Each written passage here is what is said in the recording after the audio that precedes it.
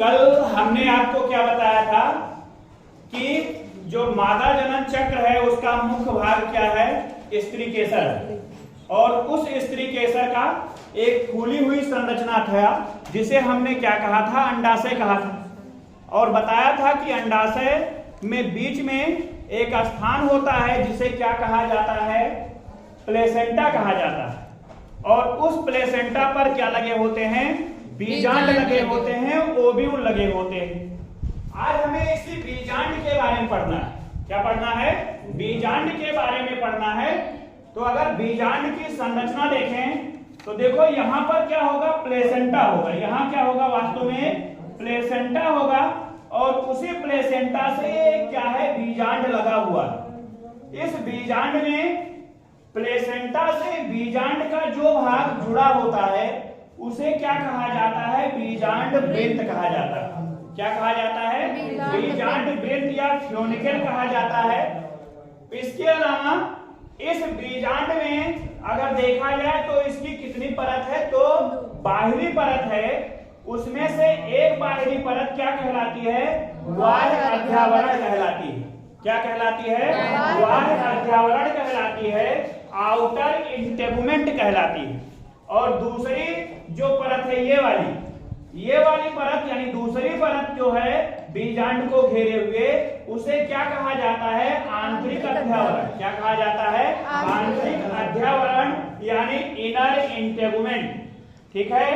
इसके बाद में हमारा ये बीच में सबसे केंद्र में अंडाकार संरचना दिखाई दे रही है, इसे हम कहते हैं, क्या कहते हैं, भ्रूणकोश कहते हैं। क्या कहते हैं, भ्रूणकोश कहते हैं, एम्ब्रियोसैक कहते हैं। और ये एम्ब्रियोसैक जो होता है एक प्रकार के ऊतक में धंसा होता है। एम्ब्रियोसैक जो भ्रूणकोश होता है वो एक ऊतक में धंसा होता है। उस ऊतक को क्या कहा जाता है, बीजांडकाय।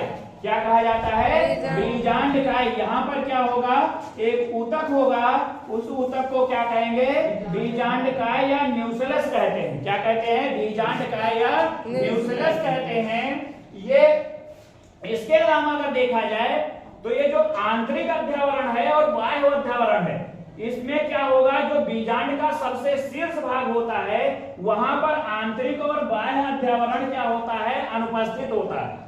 जहां पर आंतरिक और बाह्य अध्यावरण अनुपस्थित होता है उस स्थान को कहा जाता है बीजांड द्वार।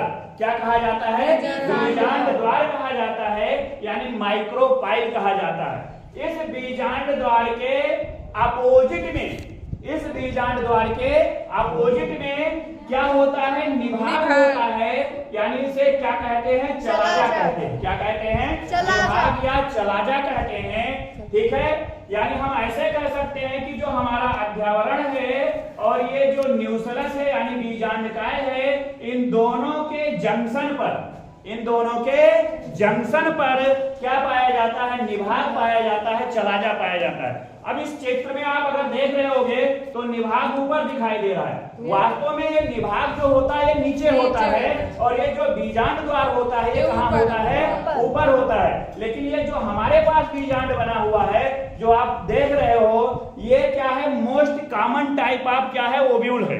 क्या है, most common type of ovule है, यानी एक सामान्य प्रकार का ओव्यूल है जो अधिकतम प्लांट फैमिली में पाई जाती है। यानी हम कह सकते हैं ये 80 से लेकर 82% जो प्लांट फैमिली हैं यानी पादप कुल हैं उसमें इसी प्रकार का बीजांड पाया जाता है, जिसमें क्या होता है, निभाग ऊपर होता है और बीजांड द्वार क्या होता है, नीचे होता है। लेकिन वास्तव में बीजांड द्वार की पोजीशन देखा जाए तो बीजांड द्वार हमेशा कहाँ होता है, शीर्ष पर होता है। लेकिन ये कैसा है, एक उल्टा बीजांड है, इन्वर्टेड ओव्यूल है।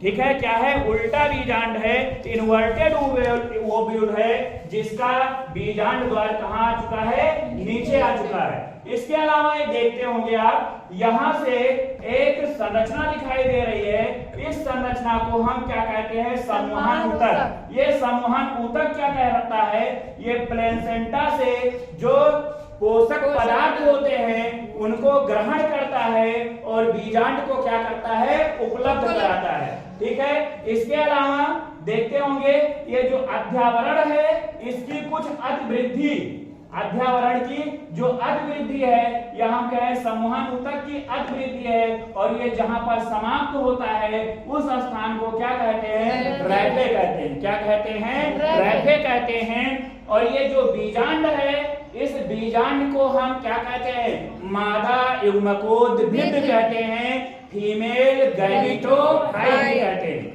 हमने क्या कहा कि ये सबसे सामान्य प्रकार का क्या है? बीजांड है, जो अधिकतम पादप फैमिली में यानी अधिकतम प्लांट कुल में क्या होती है? पाई जाती है।